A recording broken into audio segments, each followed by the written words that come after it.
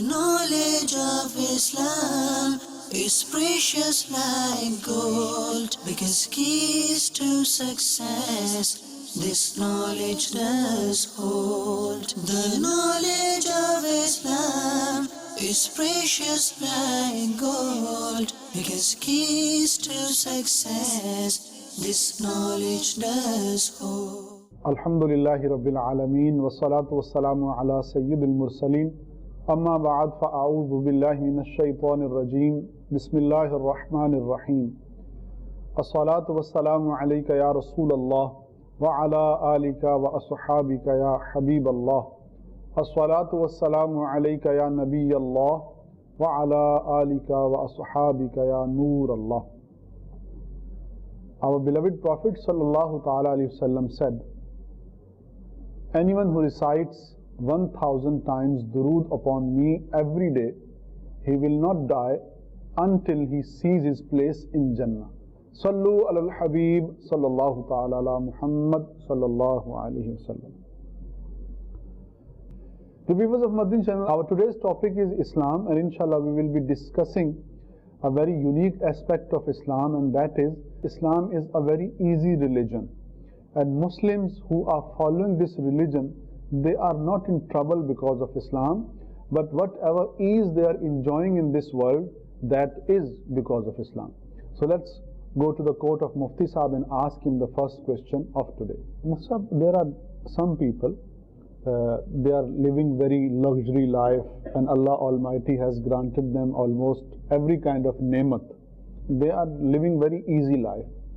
When they are invited towards practicing Islam, so they are heard saying that it is very difficult to follow Islam, and if we follow, then we have to sacrifice many luxuries. So how can we make their mind that Islam is not difficult? It is very easy religion, but the problem is in your understanding of Islam. Bismillahirrahmanirrahim. It is a very important topic to discuss. People, whether they are rich or poor, sometimes they consider as the practices of Islam are difficult to follow. But really, that is only one kind of misconception you can say. Because life is full of difficulties and hardships. You can take the example of every kind of person, and you will find many difficulties and hardships in the life of that person. For example, a student who goes to his school or college or university, he has to face many problems in his student life. As students has to pay fee, particularly in higher education. You know what is the price of that higher education? That is very costly, that is very expensive. So that is not easy. That's why learning education is very hard task to achieve. Then if you take the example of any businessman, so what do you say? Businessman enjoys his life and he is in convenience and comforts and luxuries all the time.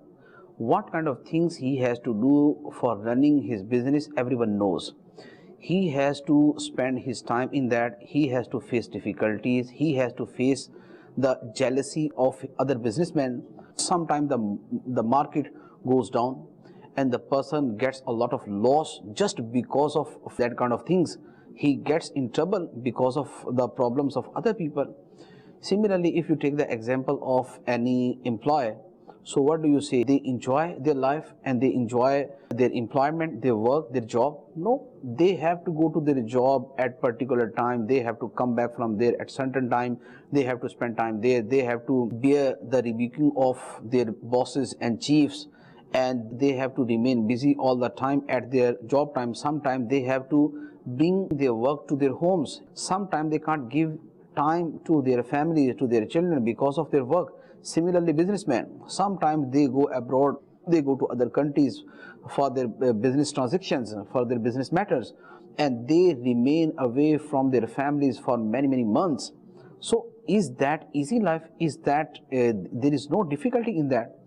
And if you take the example of any farmer, any peasant farmer who harvests and who works in fields, so the whole life of farmer is full of difficulties. He can't look at the winter season, he can't delay his work, for summer season. In each and every season he has to work on day at night, and in summer, in winter, all the year he has to work, and then he has to put that matter in the court of Allah.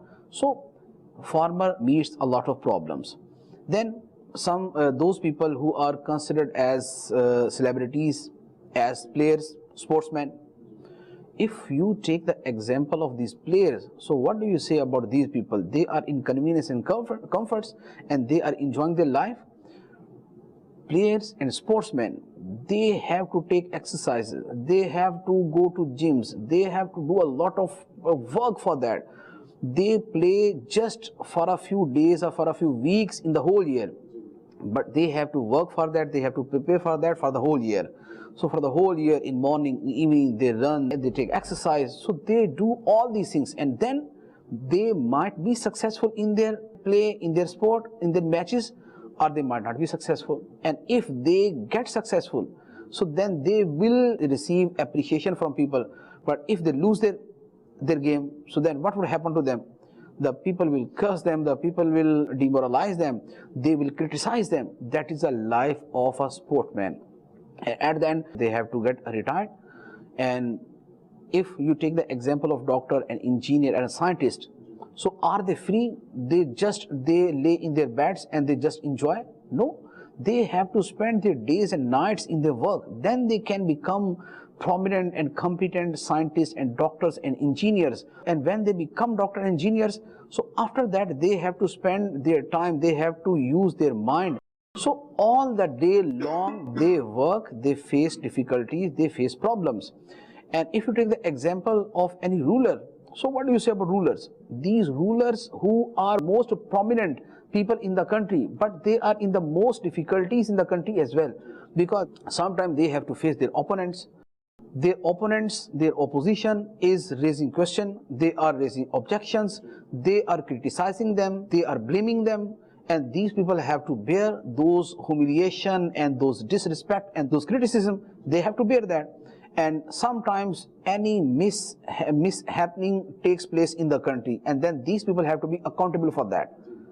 And then just after 4 years, after 5 years, they have to go back to their homes, and now their rulership finishes. So that is the life of a ruler. And then these people, these rulers, whatever country they are in, they are ridiculed by newspapers and by journalists and by media, electronic, print media. They are ridiculed, they are criticized, and they are made fun of. So these kind of things they have to face. And if you take the example of the marriage life, so what do you say about marriage life? What happens after that?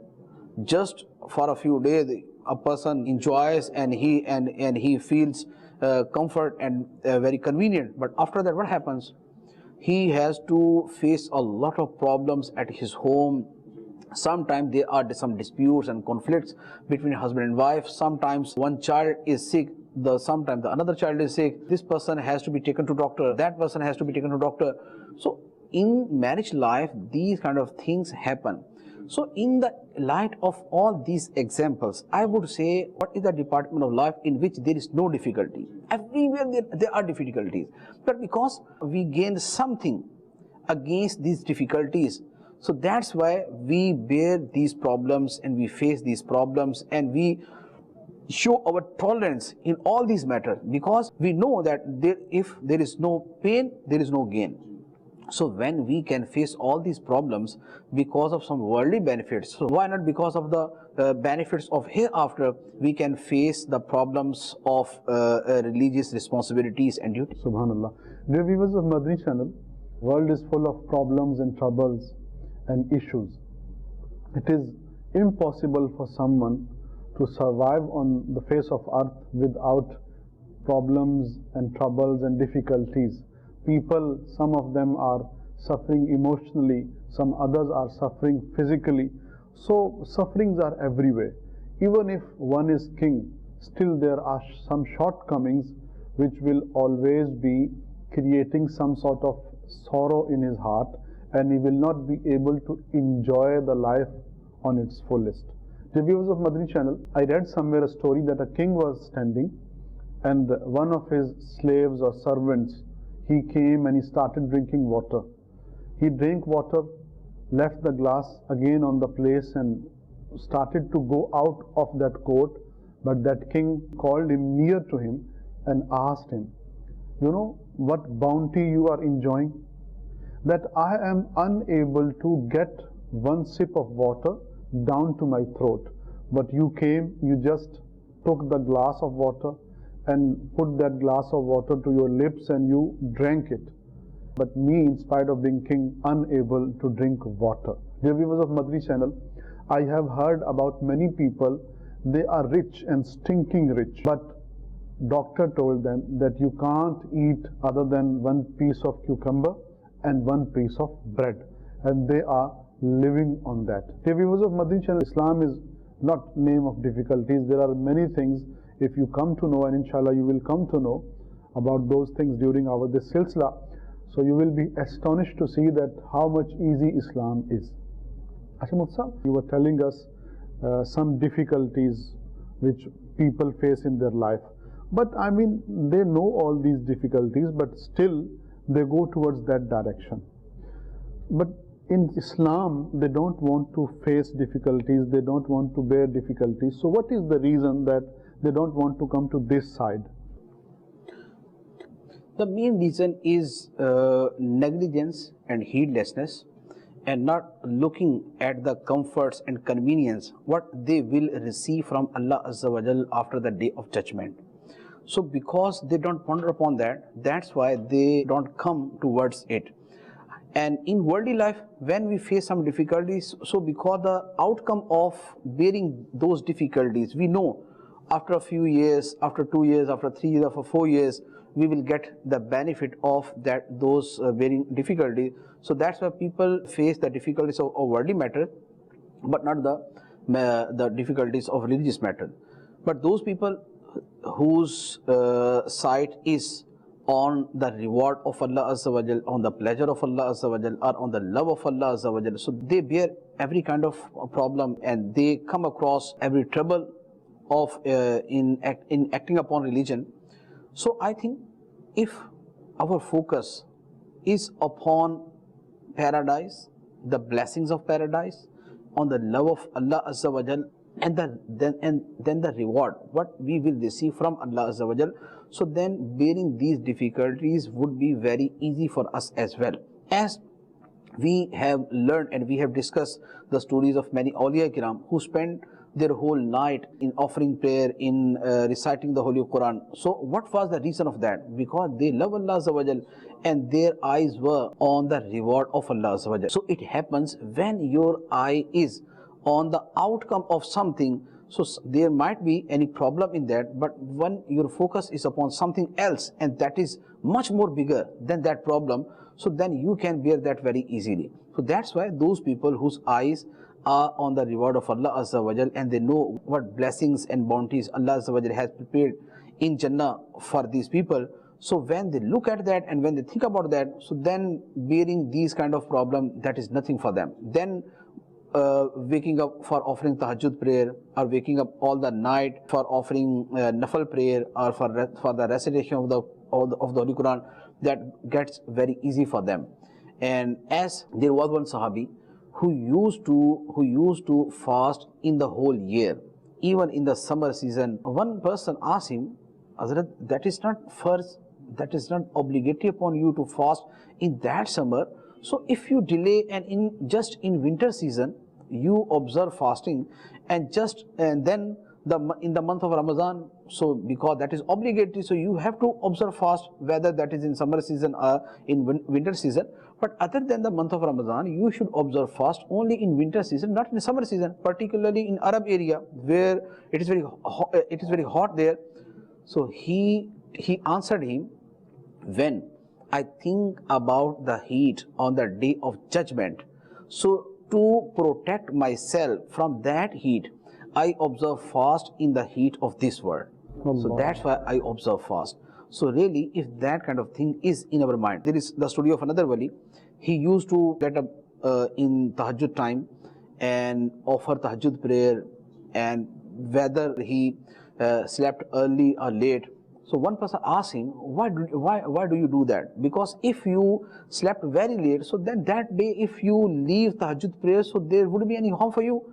He said, in dark night, I offer tahajjud prayer because I remember the darkness of grave. So to enlighten my grave, I offer tahajjud prayer in the dark nights of this world. So similarly, there are many sayings, there are many statements of Awliya Kiram. So why did they do that? Because their focus is upon the reward of Allah Azza wa Jal. And as if you know that there is one palace whose price is $1 million, but you are asked, if you pay just $100, so you will be given that palace. So now the palace is of $1 million, and you, if you give only $10, you will be given that. So you will, with full happiness and with full pleasure, you will pay that price because that is very useful trade for you. So similarly, when Awliya Kiram who know about the blessings of Allah Azza wa Jal and who know the price, the importance of paradise, so because they knew and they know paradise, the palaces are made of gold and silver, and they are embedded with gem and jewels and diamonds, and the blessings of Allah Azza wa Jal are in abundance there. We can't even imagine what kind of blessings Allah Azza wa Jal has hidden for us in paradise. The water, the milk, the honey, the rivers of all these things. And then other than that, what kind of gardens, what kind of beds, and what kind of other foods are available for us in paradise. So when these people think about those blessings, so then bearing the hardships of this world get very easy for them. So that's why as we bear hardships and problems in this life, because we need the outcome of those difficulties. So similarly, because we are Mu'min and we believe in paradise, and that is one of the most important belief of a Muslim, to believe in paradise. So then we believe in paradise. So that's why really we should ponder upon that, and then bearing these difficulties would be very easy for us. The viewers of Madani Channel, it means that when you are looking towards Akhirah and you are looking towards the reward which you are going to have in hereafter in form of Jannah, you are in Jannah in special palaces and mansions in the bounties of Almighty Allah Azza wa Jal. Different kind of servants are all the time standing in front of you, and they are just waiting for your one command. Birds, the weather, then the rivers of honey, rivers of milk, everything is available. So when you look at that, and then that you will be given chance to see Almighty Allah Azza wa Jal with your physical eyes. Imagine that moment that you are in the court of Almighty Allah Azza wa Jal and you are making didar of Him. Allahu Akbar. So this very thought gives you power and strength that you are able to bear every difficulties which you come across while on the way of Islam and Ibadat. So in nutshell, if I say that if you look towards the result or the status you are going to have in hereafter, then these difficulties will be nothing in front of you. Allahu Akbar. Coming back to the topic. So the basic question was that, is Islam difficult or Islam is a very easy religion? Religion has many commandments. There might be some hard commandments, and there might be some convenient and easy commandments. There are many aspects of religion in which we come to know that most of the time there are convenience and comforts and easiness in our religion. As in many places in the Holy Quran, Allah Azza wa Jalla has mentioned that ease and that comforts. In one place, Allah Azza wa Jalla said, وَلَا تَقْتُلُوا أَنفُسَكُمْ إِنَّ اللَّهَ كَانَ بِكُمْ رَحِيمًا. Don't kill yourself, because indeed Allah is very merciful for you. Another ayah in which Allah Azza wa Jalla has mentioned, يُرِيدُ اللَّهُ بِكُمُ الْيُسْرَ وَلَا يُرِيدُ بِكُمُ الْعُسْرَ. Allah intends ease for you, and He doesn't intend difficult for you. Means Allah Azza wa Jal, He wants ease for us, and He doesn't want difficult things for us. So it means the commandments of Sharia is always easy, there might be some difficulty, but those are not impossible to do. Those are in our strength. We can do that when we have courage to do those things. There is another ayah in which Allah Azza wa Jalla said, وَمَا جَعَلَ عَلَيْكُمْ فِي الدِّينِ مِنْ حَرَجٍ. Allah has not made any difficulty in your religion for you.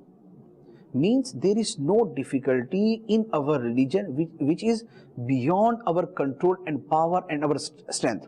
If there is something difficult, that must be in our strength, that must be in our capacity. We can do that. That's why Allah Azza wa Jalla said, La yukallifullahu nafsan illa wus'aha.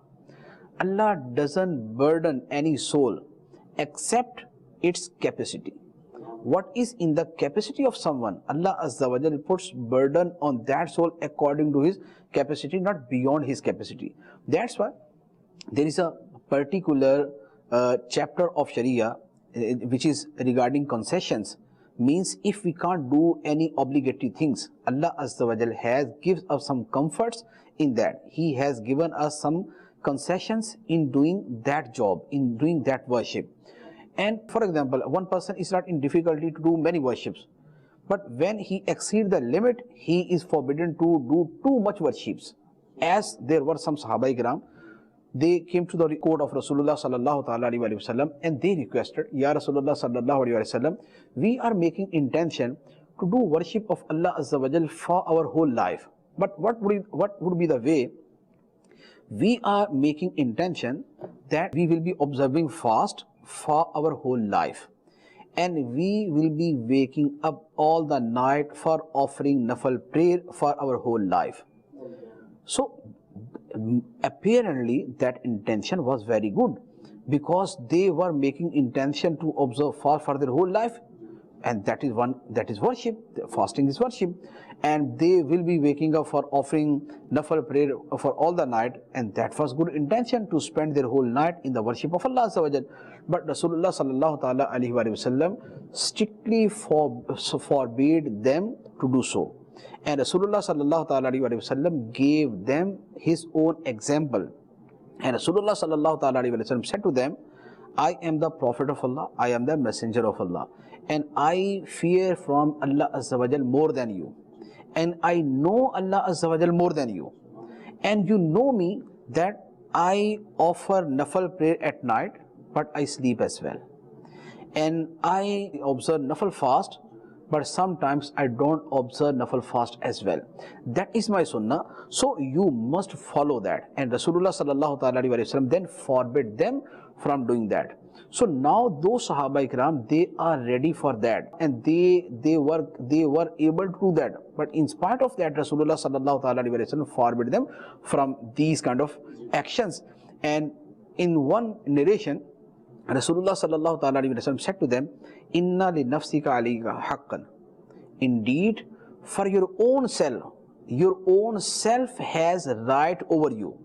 Means it is the right of your own body to relax him, to give convenience to him, to give comfort to him. Then Rasulullah sallallahu ta'ala alaihi wasallam said to them, and indeed there are some rights of your family over you. Means if you observe fast for your whole life, so you can't fulfill the rights of your family. If you remain waking up all the night for worshipping, so then how do you fulfill the rights of your family? You have children, you have wives, and you have to fulfill the rights of those your family, and it is obligatory from Sharia. So that's why Rasulullah sallallahu alaihi wasallam forbade them from that. So that relation tells us that if someone exceeds the limit of worship, then he is forbidden from Sharia to do that. And another thing what I was mentioning, the chapter of concessions.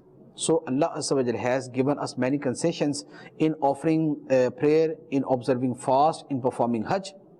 For example, if one person is sick and he can't make wuzu with water, so now Sharia gives him commandment to do tayammum, and Sharia allows him not to make wuzu. Similarly, if one person can't offer prayer while standing, Sharia gives convenience to him to offer prayer while sitting, and even laying down in his bed, he can offer his prayer. And similarly, if one person is traveler and he is on Sharia distance as a traveler, or he is a sick person and he can't observe fast in the month of Ramadan, Sharia gives him permission to delay his fastings and to observe those fast after his traveling and after his sickness, whenever it would be convenient for him. So there are many convenience in Sharia. So wherever there is any difficulty, Sharia gives some convenience and comfort in that as well. Achha Mufti, very wonderful question. In detail you answered. But suppose someone, after listening to this question, he says that, okay, these are the few examples which you gave, but Islam is a very vast religion. There are many departs of Islam. There are many shobas of Islam. For example, aqaid, then ibadat, then muamalat, akhlaqiyat, adab, halal haram, and many other things. So then everything has very vast detail under it as well. So if he says that collectively, other than these few concessions which you made mention of, collectively Islam is a very difficult religion. So how would you respond to this type of person? No, I would say, as we have discussed this matter in detail, the departments of Islamic commandments, they are 7 departments. The first is belief, then worships, then muamalat, then manners, then muasharat, and then akhlaqiyat, and then halal or haram. Okay, these are the kinds of Islamic commandments. Now, the first kind of Islamic commandments, if you take for as an example, that is belief. What is the meaning of belief and what is difficulty in that?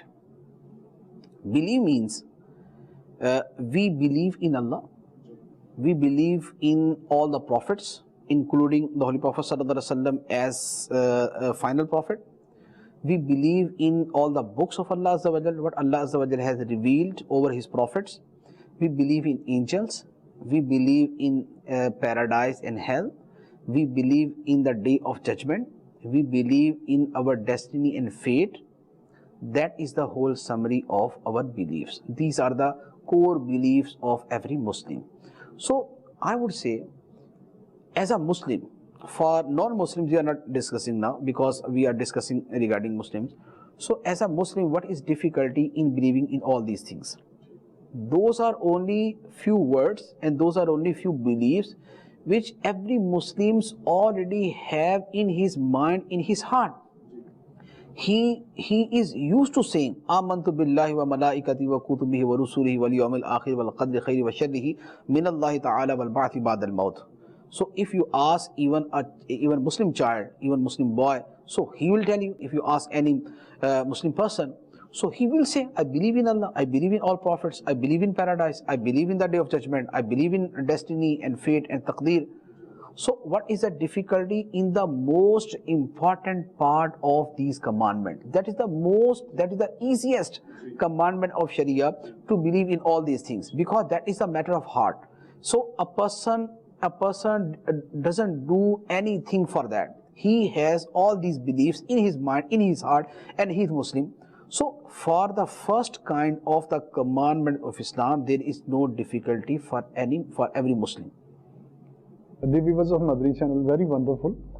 The very important thing which Mufti Sahab mentioned, that if you are a Muslim and you are having Islamic beliefs, so you don't have to do anything from your limbs. You just have to believe. You just have to accept the basic creed of Islam.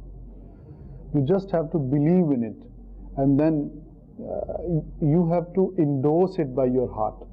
So the very first part of the Islam, because of which you will qualify to enter into Jannah, is just to believe in certain things, and then you will become a Muslim. Achha Mufti Sahab, coming to the ibadat. So ibadats are also very difficult. So what would you say regarding ibadat? First of all, I would say, what is the list of ibadat? What is the list of worships? Offering prayer, fasting in the month of Ramadan, paying zakah, performing hajj, recitation of the Holy Quran, remembrance of Allah Azza wa Jal, and recitation of salawat ala Nabi sallallahu alaihi wasallam. Okay, that is the complete list of worships. Now I would divide the discussion in 3 points. The first thing, how much time we will spend in performing these worships. Ji. First of all, recitation of salawat ala Nabi sallallahu alaihi wasallam. The first obligatory recitation over Rasulullah sallallahu alaihi wasallam is only once a life. In the whole life, it is obligatory upon us to recite salawat upon Holy Prophet sallallahu alaihi wasallam only one time in our whole life. Subhanallah. So just if you recite as-salatu was-salamu alayka ya Rasulullah, you have fulfilled that obligatory, you have fulfilled that responsibility. Then recitation of Durood Sharif would be sometime wajib when you listen to the name of Rasulullah sallallahu alaihi wasallam first time in every gathering. So that time recitation of Durood Sharif would be wajib upon you, and that might be once or twice a day, thrice a day, 4 times a day. And other than that, recitation of salawat is a desirable action. If you recite salawat, you will get reward. Otherwise, you are not sinner. The second thing is remembrance of Allah Azza wa Jal. There is no particular amount of remembrance of Allah Azza wa Jal in the form of tasbihat farz upon us. Though offering prayer is one kind of remembrance of Allah Azza wa Jal, but that is a particular form. But other than that, in the form of Subhanallah, Walhamdulillah, wa la ilaha illallah, Akbar, wa la hawla wa la quwwata illa billah, in these kind of forms, there is nothing first upon us in that regard. But if we recite, if we remember Allah Azza wa Jal, if we do zikrullah Azza wa Jal, we will get reward, we will get virtues. Then if you take the matter of Hajj, Hajj is first once in a life. In the whole life, if you spend 70 years in this world, so just one time you will have to perform Hajj. And there are many conditions for the obligation of Hajj. If you have all the means to go for Hajj, to perform Hajj, then it would be first upon you. Otherwise, Hajj is not first upon you. ठीक. So for that kind of important worship, you have to perform just once in your whole life, and that would be completed within 5 days.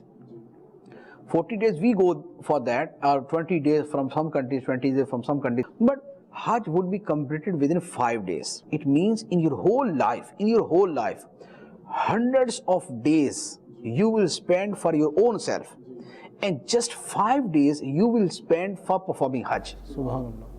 That is the matter of Hajj. After that, Umrah is not first, that's not wajib, it's upon you. That is Sunnah. If you perform that, that would be very good, and that would be rewardable action. But if you don't perform Umrah, you are not sinner. Now, the matter of paying zakah. Paying zakah once in a year. In the whole year, you'll have to pay zakah just for one time.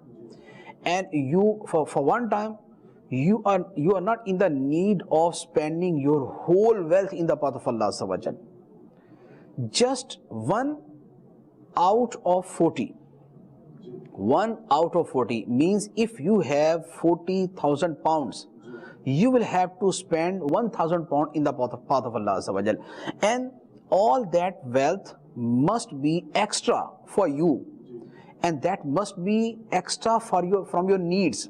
Means the wealth and the money, what is in your need and what is in your usage, you won't pay zakah against that. You will have to pay zakah your extra money which is at your home, which is in your bank, and which is in your business. So from that wealth, 1 out of 40 you will have to spend in the path of Allah. So is that difficult? If you have 40 pounds, for example, and you will have to spend just 1 pound, that is not difficult. The people pay tax more than that. So what about paying zakah? If you have to pay zakah just 1 out of 40, so that is very easy. And then the matter of observing fast. What is that? The whole year you are allowed to eat every lawful thing.